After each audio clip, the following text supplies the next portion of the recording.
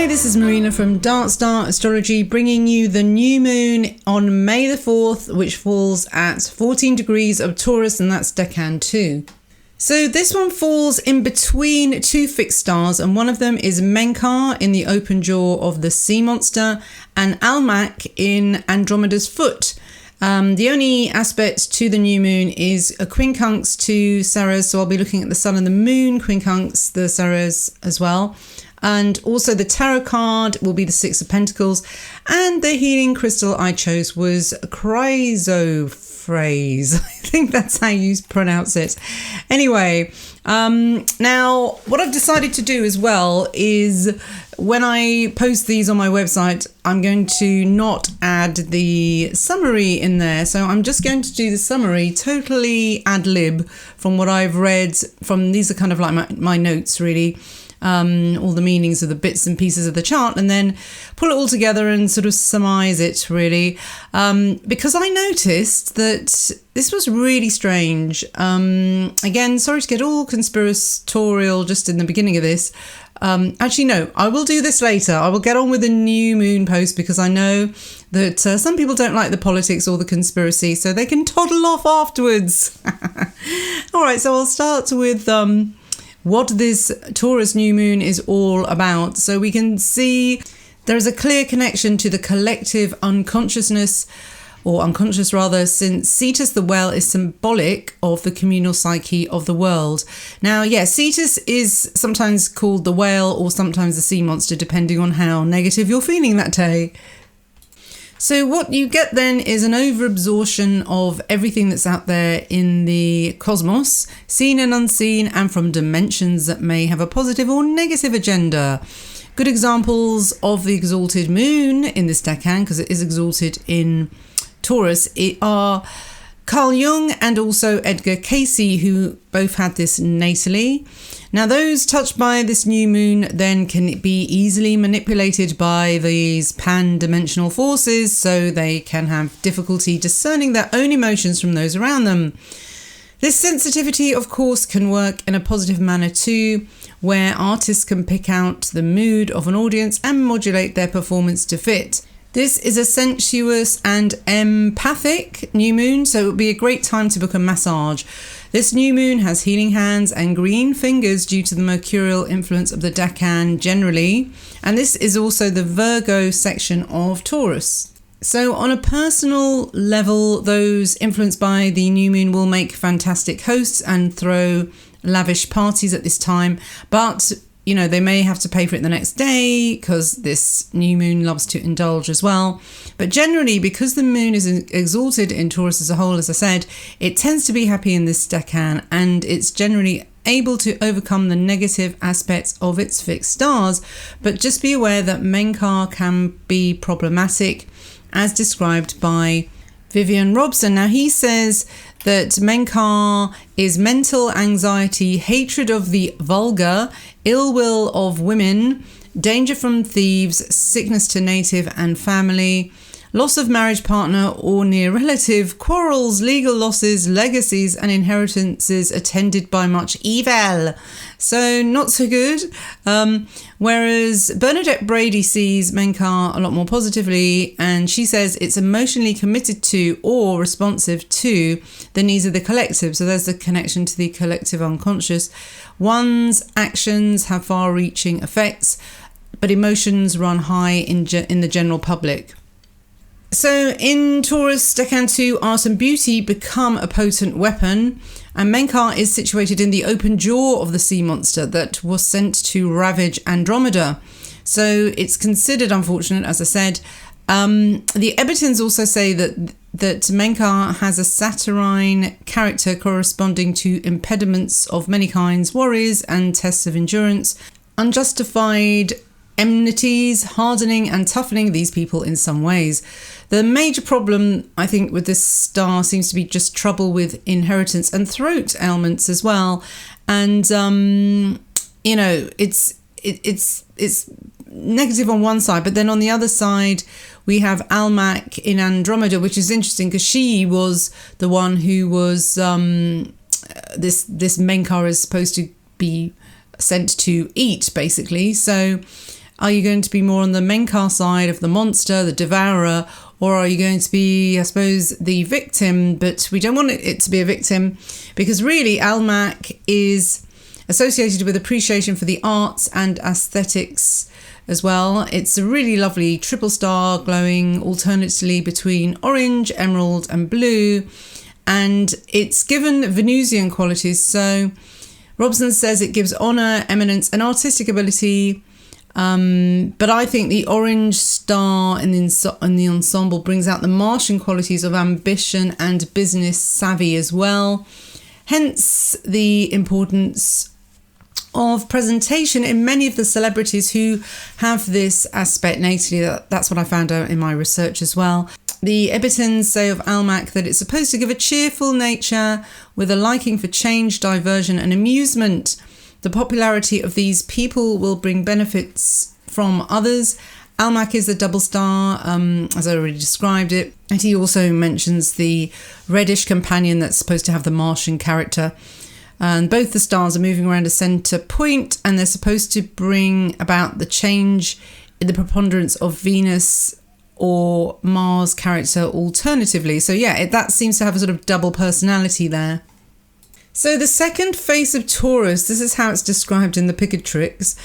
A man with a body like a camel, with cow's hooves on his fingers, and he's completely covered with a torn linen cloth. He desires to work on the land, sow and build. This is a face of nobility, power and rewarding for the people. So not a face of evil, this one, even though Menkar is a little bit of an evil one. So the aspects to the new moon are the Quincunx from Ceres, as I mentioned. And, you know, like all these Quincunx aspects, but this is 150 degrees, by the way, they all strive for perfection. So since both Ceres and the moon are ultra feminine, we could be obsessed for the quest with the quest for the perfect female. And in a woman, this could be about perfecting her own beauty. But in a man, it could manifest in the quest for the perfect woman. And this may result in an insatiable but also restless sex drive. There could be both comfort eating or comfort kissing for those touched by this new moon. And that's why I described it constant craving. There's a kind of craving. There's always a craving energy with Ceres, because it is bread, and bread has that addictive quality about it as well. You know, just the carbs, craving the carb. Now with the sun, Quincunx Ceres, this spurs those touched by it to great heights in an attempt to rise above a less than satisfactory mothering experience. The Quincunx aspect will find highly unusual ways to stimulate production. There is usually a dark opulence to creations at this time, that means, and there could be a blending of a very gaudy style with the very Spartan. This is an aspect of great contrasts, and it will show up those who are living in utter luxury and indulgence against those in great poverty. For some, the yearning action of the Quincunx with Ceres gives a real craving. So yeah, and that's that. Then there's that real urgency and hunger to succeed in order to fill the dark void within. I was going to talk about, I will talk about this later, but this is what made me think of the comparisons between the Notre Dame fire and the oh god, what's the name of the tower? I'll have to look it up. Oh, Grenfell, that's it, the Grenfell Tower. That happened, I think it was last year in London, and they're already comparing the fact that all these multi-millionaires have stepped up to restore Notre Dame, but there wasn't the same thing happening for the tower. But we'll talk about that later, because I don't want it to get it in the way of the lunar bit. And this is interesting because the tarot card as well, the Six of Pentacles, this is another very contrasty card. And you can see the picture as well. It's like beggars and a kind of rich man giving out his pentacles. So the meaning of this card, according to Teach Me Tarot, is it's a card of extremes, a card of having, not having, domination, submission, superiority, inferiority, generosity, meanness, supporting or not being supportive, and being appreciated or being used, teaching or learning, hiring or firing. The list could go on and on. However, one of its strong traditional associated meanings is charity or patronage. There you go. So after experiencing difficulties or finding yourself in a bind, usually financially, someone has stepped in to help out. So this does fit in with the theme of Taurus decan 2 in general, where there's the themes of being a Svengali or a stage mother. Karmically, with this card, one will have to use one's material generosity genuinely and not as a means to control another. If you are on the receiving end, you will have to be careful not to lose your artistic integrity in securing your benefactor. Selling yourself out can be very tempting. So that's another theme that's coming up with this new moon. So I think the overall theme that comes out to me is you've got on the one side, you've got the communal psyche of the people, and artists, their job really is to represent that, to tap into that and show what the people of that time are thinking. And that's why it's kind of interesting to look back at art in the past, because I do think it does represent the state of the consciousness of the people of that time. That's the only thing you have left of the people, because history books can be tampered with, and but you can't really, these great masters of the past, who goes in there and tries to rewrite them? You can't. So so this brings me on to the whole Notre Dame thing. Now, obviously, so much has gone on since the last time I did a video. It was before Easter, and of course, over Easter, we've had some awful things. I can't even begin to start talking about those. And I'm not going to do it in this moon because there's just too much and it needs a post all by itself. So what I wanted to talk about, though, was, well, there's two things really, but the main one is the fact that yes, it is strange that all of a sudden that Notre Dame was, I mean, it's tragic, by the way. Obviously, it's tragic. I know, thank God, nobody died, but it's just more. Oh, my thoughts over it. I really do think it was an inside job. I think it's an attack on the psyche of Christian/pagan Europe. Of course, it is. The fact that they haven't blamed it on any terrorism is they don't need to anymore, because that's the first thing most people think of, really. So they don't even need to do that. Terrorism, I don't think did this. There's lots of funny things about the fire anyway. If you look at the videos, the fact that it was white smoke rather than black smoke. So that monument would have been protected so much. There's no way any terrorist would have been able to get in there without it being an inside job. And it is. Some people have already said it's the Parisian 9/11, and I think it was. So I think whoever did the 9/11 also did the Notre Dame. Also the name Notre Dame, it's Our Lady. So it is an attack on the divine feminine as well. And the fact that, yes, it makes me wonder what they're going to replace the tower with, because there's a competition apparently.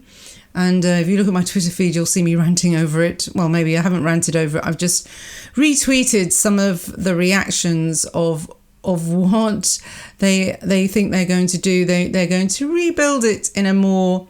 I don't know what they're going to do, but I have a horrible idea that they're going to restore it with something modern and something that reflects the new Paris, and it definitely won't be Christian, because there's definitely a concerted attack on Christianity, and this is a huge thing, another huge topic that I really want to get into as well.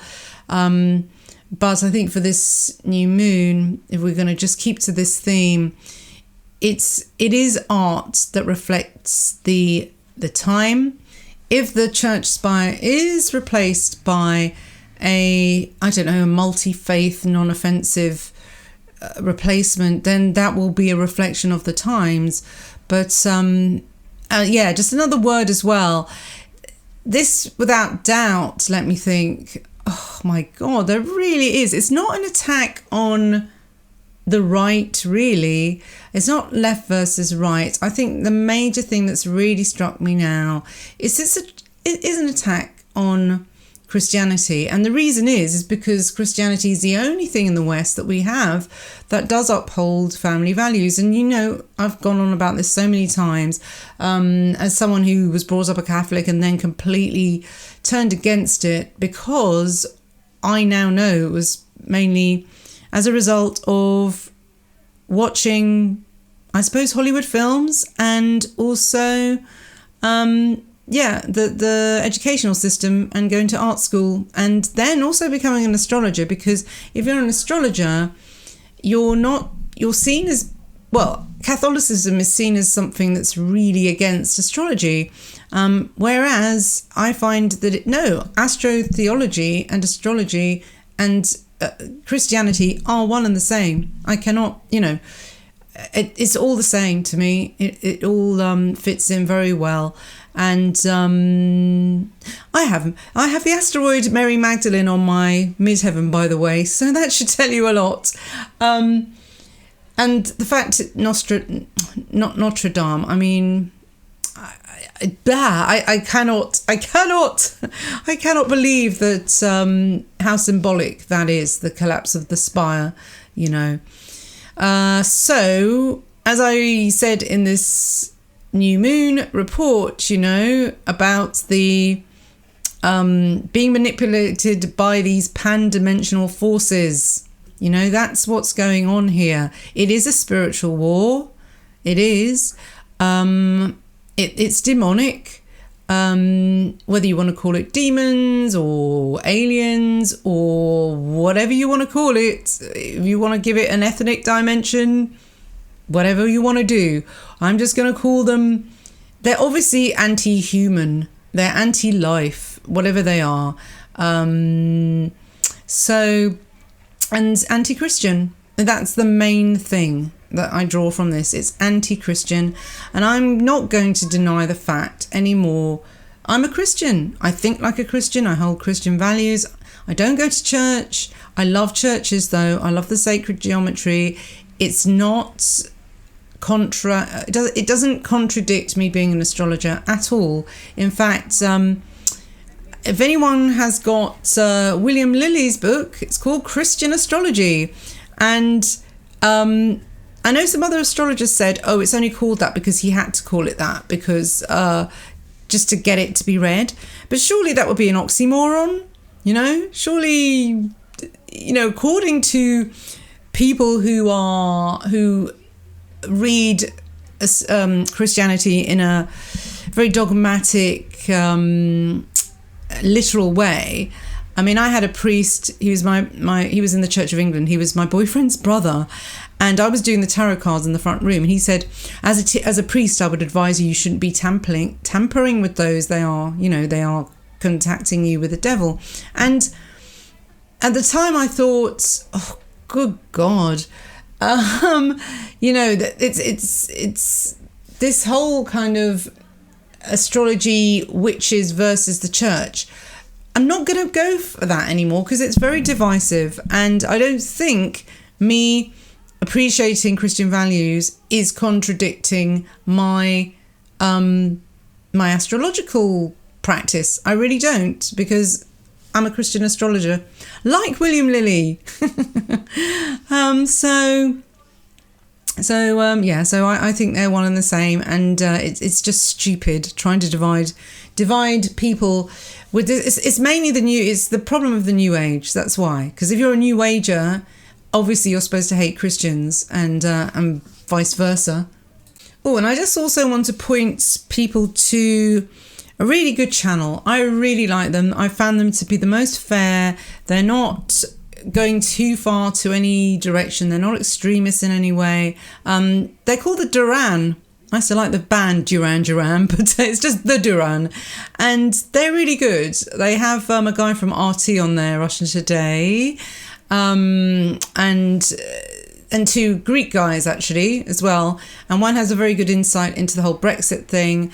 And I just really like them. I just think they're really spot on with everything that they're tapping into in terms of politics and what's going on around the world. So for me, they're my new go-to news channel. And and they made some, I didn't know this, but the amount of Christians being persecuted around the world is huge. It's more than any other religion.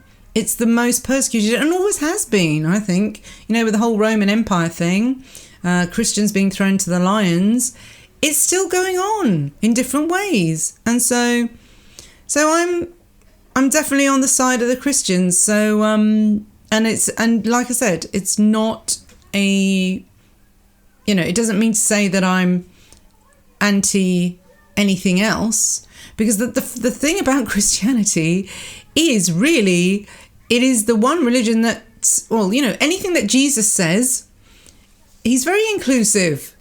He really is. So I'm with him. And also, just another question as well that I've just been thinking. I mean, I did buy a copy of the St. James's Bible, and I started reading it, and I was reading the Old Testament side of it, but I haven't got to the New Testament yet. And I really don't understand the Old Testament. I don't know why it's there. I don't think it's anything to do with Christianity. I don't think it's got anything to do with the New Testament. The New Testament is a completely different bloody religion. So why have we got the Old Testament attached to it? I think that's the Judea side, and I'm not really into that.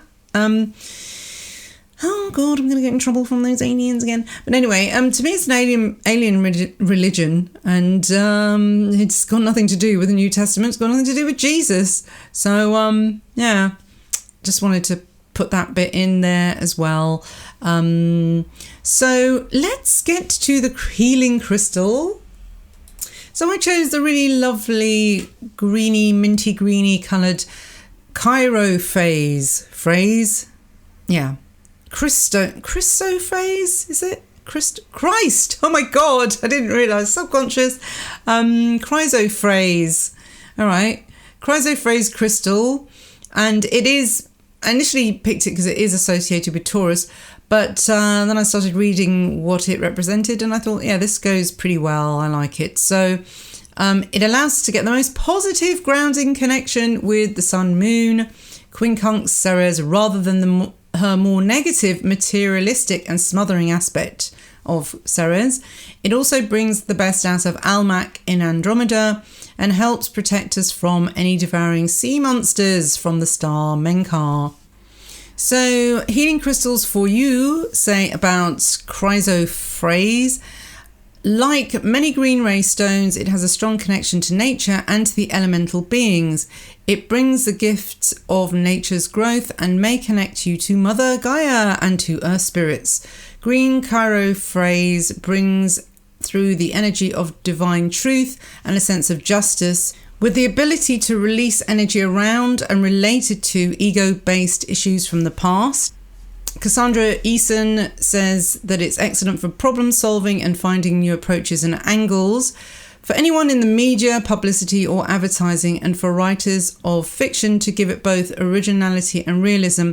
And this is relating to the fact that, you have to be true to yourself when you are representing art from, being inspired by the collective consciousness and not being used as propaganda by the controllers, because that's what tends to happen. They're going to pick the best artists, the best filmmakers, the best storytellers, and then, bend their message to their agenda, not to the artist's agenda, but to a political agenda. And this is what's so insidious, because when you're in a trance-like situation, when you're watching the TV, you are in a trance, and subliminally these things can go in, and you just don't know. You don't know where these thoughts have come from, and it's probably the last film that you watched. Crystal vaults say that Chrysoprase is a stone of fertility. So here we go with Ceres and renewal, and it has been used in aiding efforts to bring new life into a family, a community, or an organisation. Christianity. Chrysophrase can help you seek and find productivity, progress, prosperity, material success, and advancement. It is a potent talisman for efforts directed at career advancement as well. So yeah, it's a very... It's Taurus, so it's very, it's more sort of material, three-dimensional, solid kind of earthy energy. But, you know, we're on Earth, so that's not a bad thing to have. And keeping down to Earth is quite important, I think, when you, in the face of pan-dimensional aliens who may be trying to pull you into some other dimension which is not serving your greater good at all. So yes, back to the comparisons between Grenfell Tower and the Notre Dame. Now, you know, I don't know, I am suspicious anyway of multimillionaires coming up and paying money for this, for Notre Dame to be restored. But some may be doing it, you know, because, my God, this is a national monument, and wouldn't it be lovely if it was absolutely restored to its former glory? By the way, it is actually a restoration of, it's not all of it is 1,000 years old. It was restored by Napoleon because during the revolution, a lot of the saints and stuff were actually beheaded, and the revolutionaries actually had a good go at it themselves. The French completely, attacked it and destroyed a lot of it. So, you know, it's that poor old church has really had it. So that's something to bear in mind. But obviously the left have jumped on this to use it as another propaganda thing, as saying that, you know, people who are concerned about Notre Dame are just, you know, because no lives were lost, they're just materialists, and they'll pay for a church to be restored, but nobody stepped up with tons of money to throw at Grenfell Tower. Now, it was a tragic thing, obviously, Grenfell Tower, but all the money in the world isn't going to bring back the people that died there, okay? That building was a death trap, and it was ugly and horrible. So that's not going to be restored. There's no comparison. They are two different things, just because both of them had fires. But of course, you know, this has to be turned into some kind of social media virtue signaling where somebody's going to say, yes, all very well, Notre Dame, but it's disgusting that all these millionaires suddenly had money for Notre Dame, but they didn't have money for Grenfell. In London, why should they? It's not to do with them. It's not their family, really. And it's normal to sort of be, like I keep saying, is family values. You start with the family, and then it sort of goes out. Then it becomes your nation, and then it becomes your continent, and then it goes outwards. Well, and then it becomes, global, and then it's the world against, I don't know, people from Mars or whatever. So it's perfectly normal for the French to want to preserve something that is probably outside St. Peter's in Rome, an icon of Christianity in France. And yeah, it's a symbol. And I know it's just bricks and mortar and it's not lives, but like I said, you've got to think of it this way, actually, in terms of what breathes life into Paris. What is it? People come from all over the world to see its architecture, and the money that tourism brings in pays for lots of people who live around that area. And even very poor people, they can work in cafes. And so in a way, preserving your monuments, it's not just about the monument, it's actually feeding people around that area as well.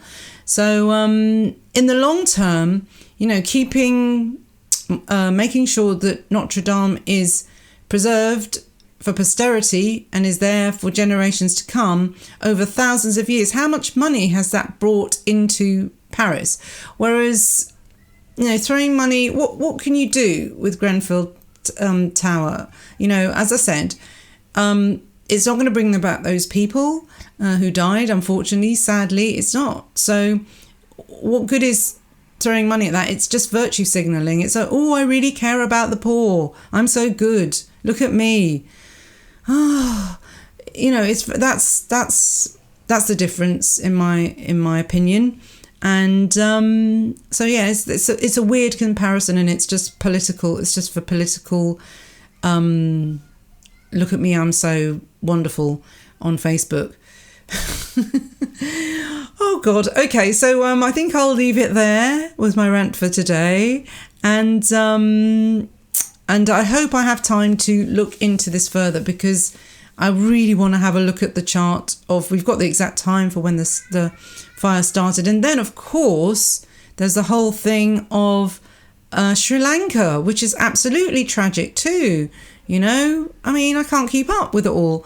So I will see if I can look into that as well. But until then, have a wonderful week or two until this new moon, and I'll see you next time. Bye-bye.